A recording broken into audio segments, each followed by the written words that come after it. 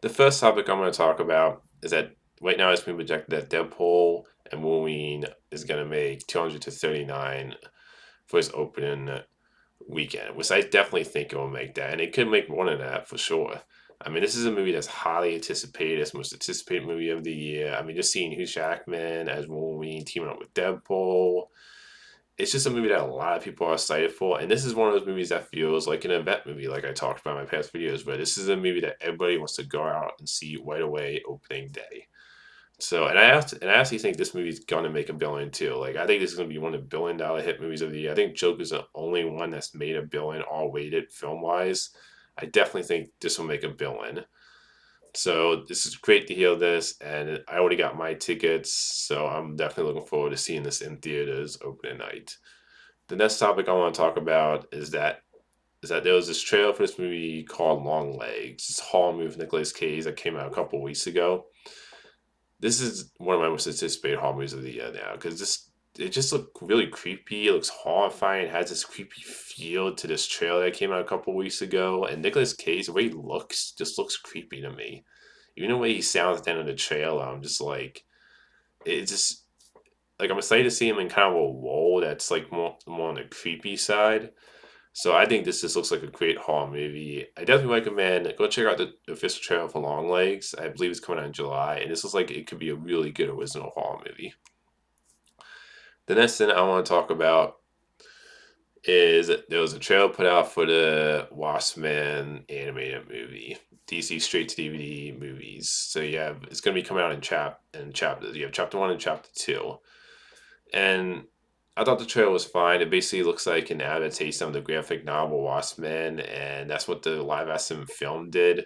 Like I know they made one major change. They made some changes in the movie, but one major change was the ending with the live action movie. But like I think the animation style is cool. I'm glad they're changing up the animation style for this straight to DC animated movie. I do think after this Watchmen movie has to be split into two chapters, I do think DC is just gonna not do these straight to DVD animated movies. At least not ones where they're not connected to the DC universe going forward with James Gunn stuff. Like I think this would be the last of those type of DC straight to DVD animated movies.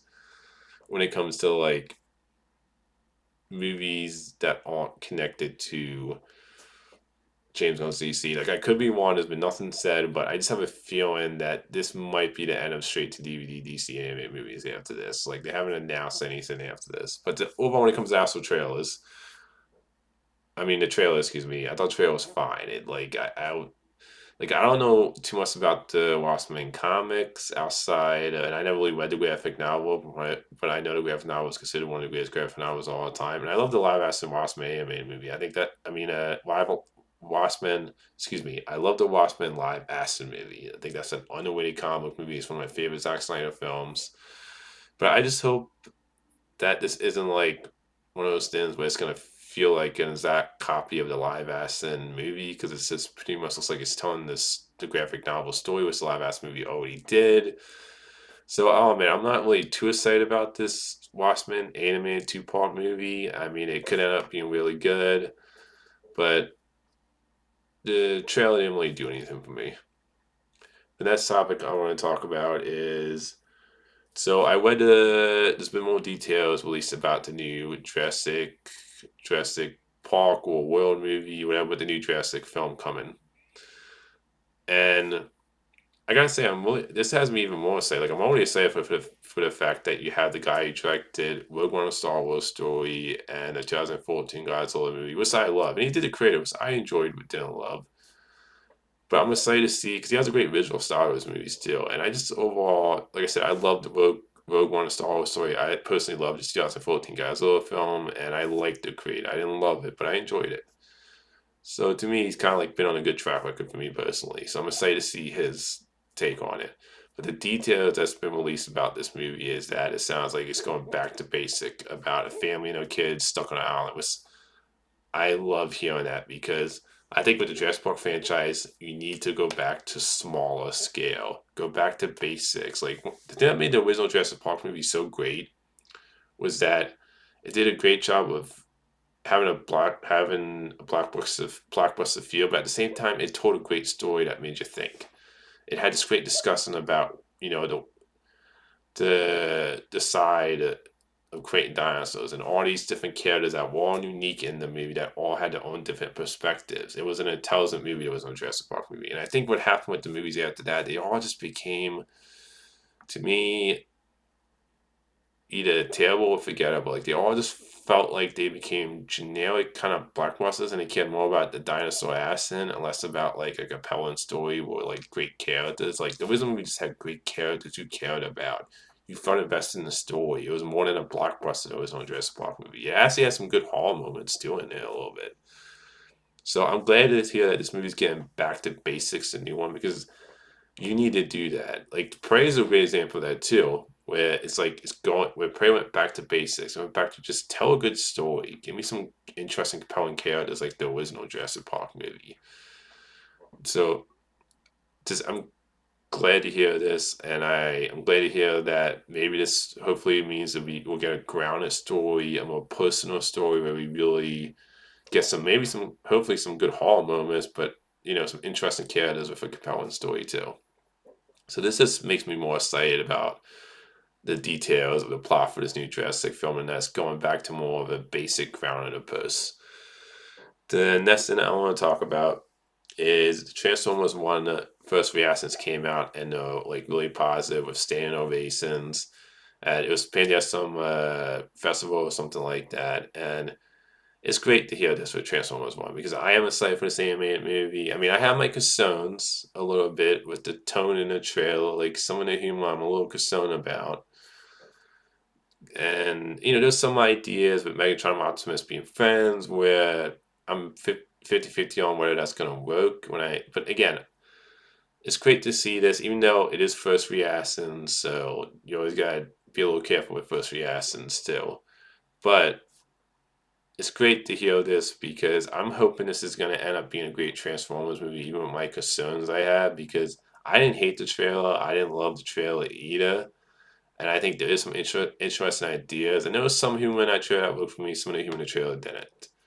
But I am still excited for this movie because I think there is some stuff in the trailer that I did find interesting that could be cool to explore for this Transformers movie. And a movie about just the Transformers has me really interested too. So it's great to hear that it's getting these great first reactions. Hopefully, when I see the movie, it lives up to it.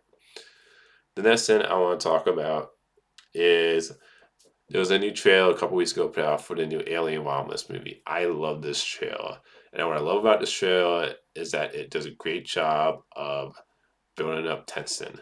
Like one of the things I really am excited about this movie is that it looks like it's going back to horror feel of the original. And even with a movie like Aliens, the second one, which I love, even that movie still had a horror vibe to it too. Like it's an action movie, but those first two Alien movies are just so fantastic, and this franchise to me went downhill after that. Where I've either thought that, where all the movies after that were either okay, they're terrible, but I love the fact that to get back to the horror feel, making the aliens feel scary again. And the fact the director's going more practical. So, and I thought this trailer was great. It had a lot of great just horror moments in there. Like when you see the face hug up to the person's face real close, and it's about to get in that guy's mouth, I'm like, damn, that's just creepy. And everything looks so good. Like I love the fact, like I said, it's going from more practical than effects. Obviously, there is going to be some CGI, but the alien, when you see it at the end, it just looks great. And obviously, there's some nice callbacks. And I love the part of the show where the sound just cuts off and it has that famous line where I remember when it was on a movie, the line was like, "No one can hear you scream in space." And you see it about to go to that line, you see a title pop at the end. But I love how like you see when it goes to that part, the girl is like screaming, but you don't hear a scream, and you see the titles slowly pop up. And I just love that like effect in the trailer where you just see the sound go dead and the title like slowly popping up after that line, "No one can hear you."